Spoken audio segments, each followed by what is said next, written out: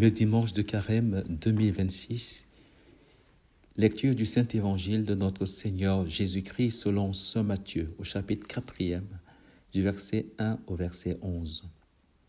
En ce temps-là, Jésus fut conduit au désert par l'Esprit pour être tenté par le diable. Après avoir jeûné 40 jours et 40 nuits, il eut faim. Le tentateur s'approcha et lui dit, « Si tu es le Fils de Dieu, ordonne que ces pierres deviennent des pains. » Mais Jésus répondit, « Il est écrit, l'homme ne vit pas seulement de pain, mais de toute parole qui sort de la bouche de Dieu. » Alors le diable l'amène à la ville sainte, le place au sommet du temple et lui dit, « Si tu es le Fils de Dieu, jette-toi en bas, car il est écrit, il donnera pour toi des ordres à ses anges, et ils te porteront sur leurs mains, de peur que ton pied ne heurte une pierre. » Jésus lui déclara, « Il est encore écrit, tu ne mettras pas à l'épreuve le Seigneur ton Dieu. » Le diable l'amène alors sur une très haute montagne et lui montre tous les royaumes du monde et leur gloire. Il lui dit, « Tout cela, je te le donnerai si, tombant à mes pieds, tu te prosternes devant moi. » Alors Jésus lui dit, « Arrière, Satan, car il est écrit, c'est le Seigneur ton Dieu que tu adoreras, à lui seul tu rendras un culte. » Alors le diable le quitta, et voici que les anges s'approchèrent et le servaient. Alors nous venons d'entrer depuis mercredi dans la Sainte Quarantaine de Carême.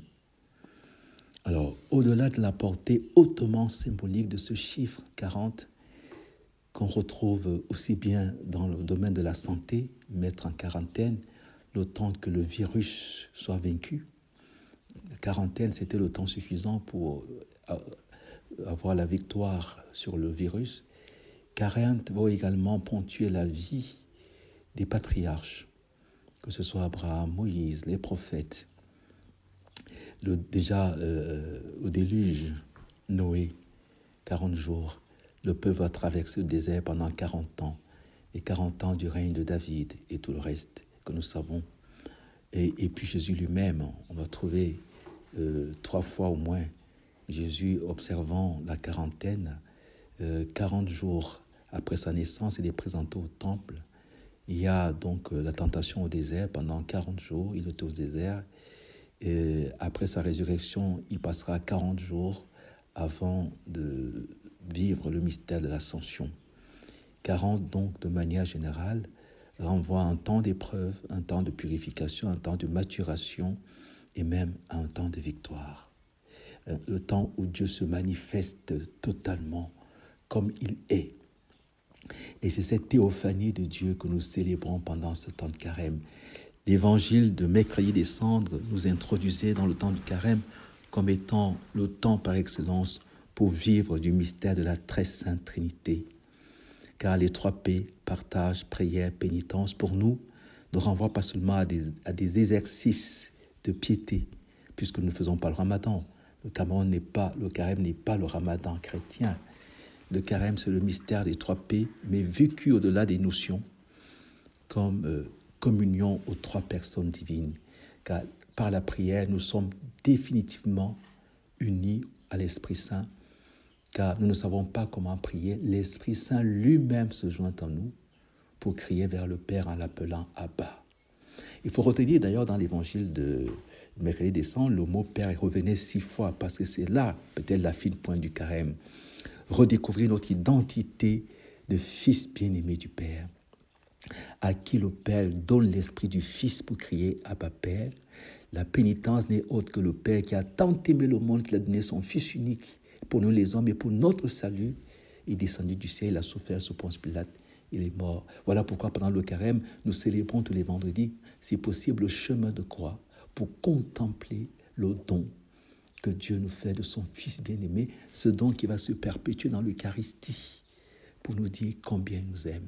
Ayant aimé les siens qui étaient dans le monde, il les aima jusqu'au bout. Et puis le partage nous renvoie directement au Père qui a voulu faire de nous, avec son Fils unique, ses héritiers. Héritiers du Père, co-héritiers avec le Christ. Et l'héritage que le Père donne à chacun de nous, son Fils, pendant ce temps de carême, comme un trésor à garder. Il nous dit à chacun de nous, comme il a dit à Joseph et Marie, prends l'enfant et sa mère, fut avec lui en Égypte. Voici mon corps livré pour vous. Il faut entendre pendant ce carême, redécouvrir notre identité d'enfant bien-aimé du Père, ce statut tout à fait particulier que le christianisme nous a apporté, que Jésus nous a révélé. Il a donné pouvoir, il nous a donné le pouvoir de devenir enfants de Dieu, et nous le sommes à tous qui l'ont reçu.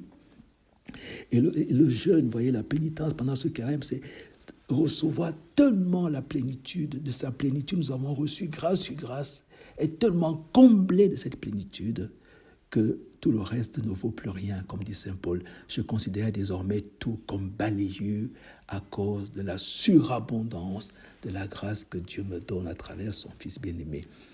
Carême, découvrir l'identité chrétienne. Nous ne sommes plus seulement des animaux raisonnables, comme dirait la philosophie. Nous ne sommes plus seulement des créatures, comme diraient les religions. Nous sommes les fils bien-aimés du Père. Voilà pourquoi, pendant ces tentations, le malin insiste sur ce qu'il y a de plus extraordinaire en Dieu. Et pour nous, Dieu a un fils. Si tu es le fils de Dieu, si tu es le fils de Dieu. Et pendant ce carême, celui qui pourrait nous aider à le vivre pleinement, c'est peut-être l'enfant prodigue, qui revient vers son père en disant tout simplement « Père ». Et le père ne veut entendre que ça. Le père ne veut entendre que ce nom prononcé avec tout ce qu'il a comme poids d'amour, poids de lumière, poids de vérité, poids de fécondité, poids de miséricorde, poids de charité, de folie d'amour. Voilà, le Père, Abba, Père. Se redécouvrir, se regarder comme fils bien-aimé du Père, celui à qui l'héritage est promis. Et donc, dans la parabole de l'enfant prodigue, le Père sort supplier le fils aîné. Il sort le supplier. Pendant le carême, Dieu sort nous supplier en nous disant « Toi, mon enfant, tu es toujours avec moi. Tout ce qui est à moi est à toi. » Et le démon veut percer ce secret. D'abord, il nous écarte très souvent de ce secret en nous réduisant au statut de soumis à Dieu, d'esclaves, de serviteurs.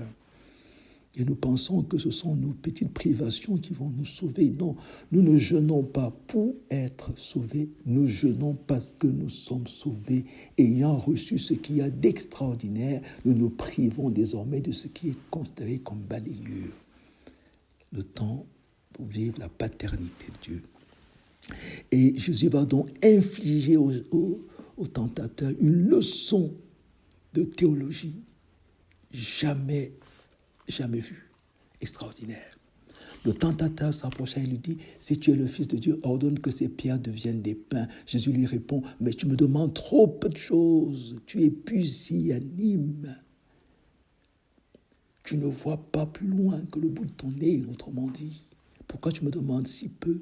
Je ne vais pas faire que les pierres deviennent du pain. Je vais faire que le pain devienne mon corps pour le salut de l'homme. Je vais faire que les pierres deviennent mon corps pour le salut de l'homme. Et après, le diable l'amène à la ville sainte, le place au sommet du temple. Il lui dit, si tu es le Fils de Dieu, jette-toi en bas. Jésus lui dit, mais tu me demandes trop peu de choses. Tu es pusillanime.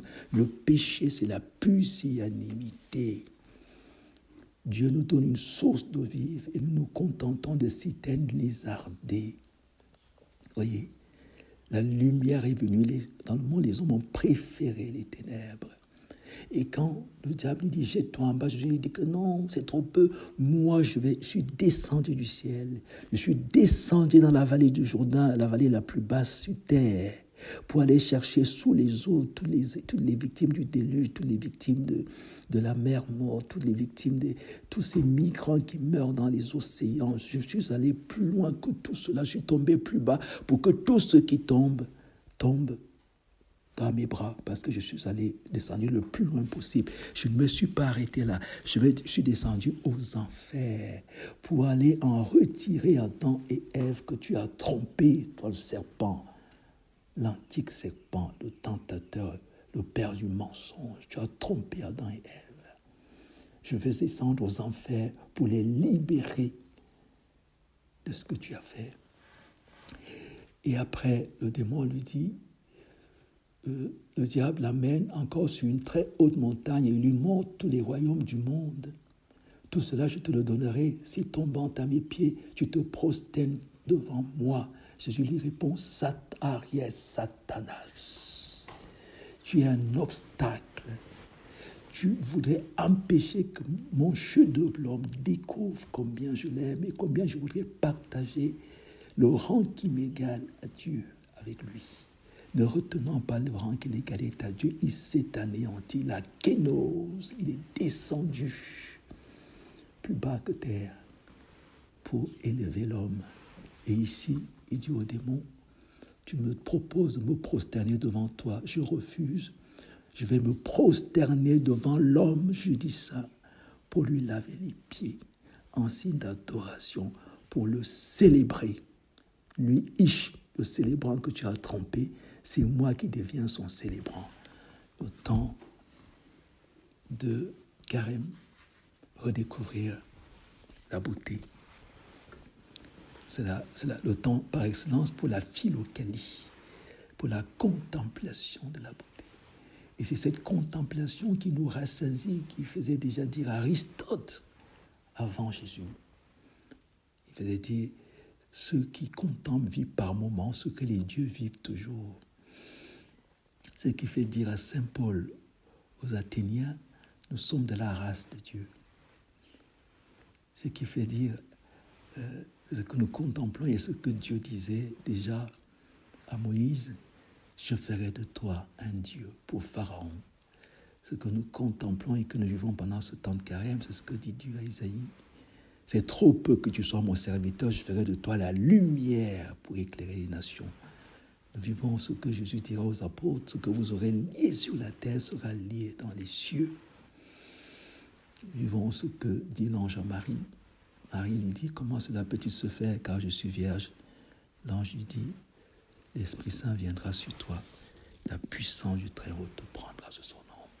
C'est le temps, c'est vraiment le temps favorable, c'est vraiment le temps du salut où nous accueillons tout simplement la mission de l'Esprit Saint, l'ombrobation de l'Esprit qui nous prend sur son aile, sur ses ailes, les deux ailes du grand aigle, pour que nous puissions nous envoler au désert pour contempler la divinité de l'homme et l'humanité de Dieu. Amen.